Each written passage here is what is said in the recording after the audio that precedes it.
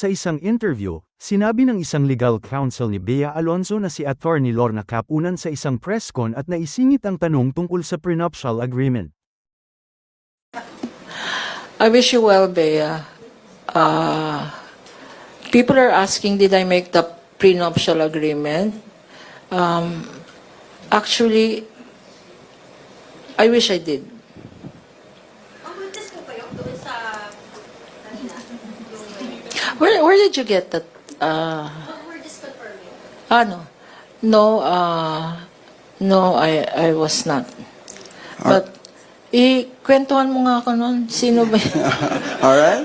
Sana yun na lang ang prinescon natin dito. Alright, on that note, pwede kayo magkwentuhan later, but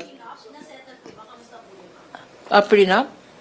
I really have no personal knowledge, but, well, putting on my lawyer's hat, I advise all of you girls here, don't get married. alright, on that note,